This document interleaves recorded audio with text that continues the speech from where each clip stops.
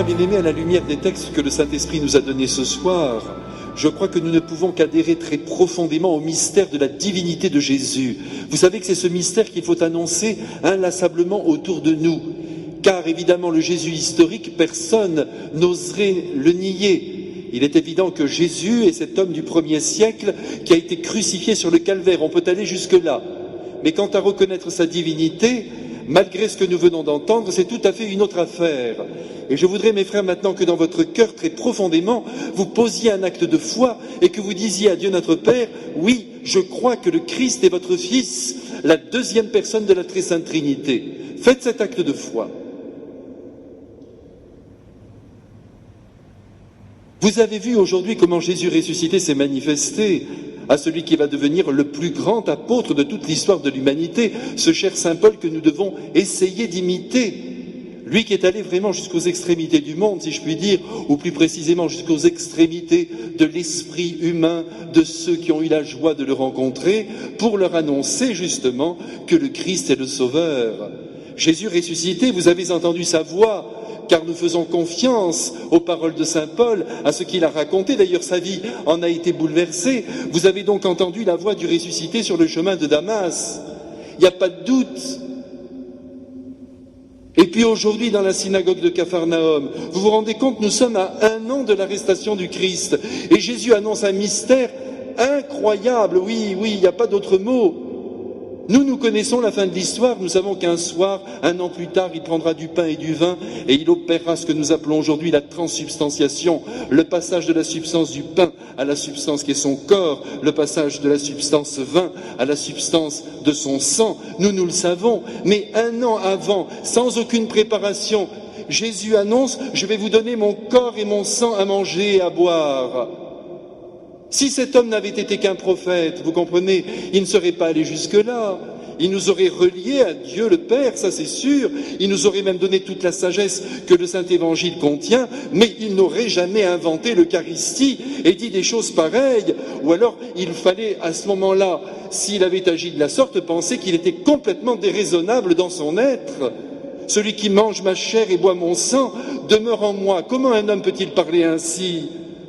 Celui qui mange ce pain, celui qui me mange, ne meurt plus, il est éternel, il vit éternellement. Il faut être Dieu pour dire une chose pareille. Donc vous ne doutez pas, mes frères, que le Christ est vraiment d'origine divine. Faites cet acte de foi, encore une fois maintenant. Oui, Seigneur, vous êtes notre Dieu, et nous vous verrons après la mort. Ce soir, je voudrais tout simplement qu'en entendant ces paroles qui ont retenti un jour historiquement dans la synagogue de Capharnaüm, nous réalisions quand même ce miracle extraordinaire de la Sainte Eucharistie.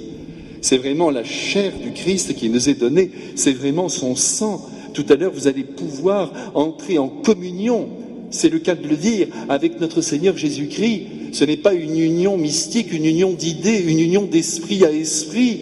Que voulez-vous, tous les hommes qui partagent d'autres religions en sont là. C'est déjà beaucoup, vous savez, que de croire en Dieu et de penser qu'il est là, qu'il domine l'histoire des hommes. C'est immense déjà, mais ça ne va pas très loin. Vous êtes dominé par la présence d'un Dieu, d'accord, imaginons qu'il vous aime, si certaines religions veulent bien le dire. Elles ne le disent pas toutes d'ailleurs, mais enfin imaginons que vous le sachiez, que tout a été créé par amour. C'est pas mal, mais encore une fois, ça ne va pas loin. Jésus nous a dit sa prétention à descendre dans notre être corporel et jusque dans notre âme et à s'unir à nous d'une manière ultime grâce à la communion eucharistique. Et ce soir, j'espère, mes frères, que vous allez réaliser comme jamais. Moi aussi, je ferai un effort de mon côté, car c'est un effort de l'esprit qu'il faut faire. Il faut que nous ayons conscience du mystère dans lequel nous allons pénétrer, qui est un mystère immense, un mystère d'amour, un mystère d'union, d'interpénétration entre la divinité et notre pauvre humanité. C'est ce qui va se dérouler tout à l'heure dans quelques instants. Essayez vraiment de pénétrer dans ce mystère et de vous préparer déjà au moment de l'offertoire, alors que le prêtre présente le pain et le vin, ces matières qui vont devenir vraiment le corps et le sang de Jésus. Essayez déjà de pénétrer dans ce grand mystère et de vous préparer en concentrant votre esprit, en mobilisant toutes vos facultés en direction du miracle qui va s'accomplir.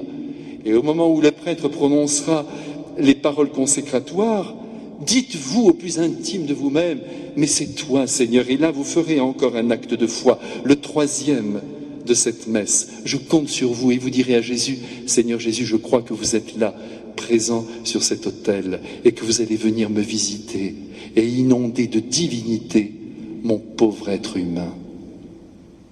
C'est ce qui nous attend, mes frères. Croyons le Christ, adhérons pleinement à ce mystère et préparons-nous maintenant, dans le silence bien sûr, mais aussi dans la joie, à la pensée d'une telle rencontre, d'une telle union qui nous dépasse complètement, mais que Dieu veut tant il nous aime.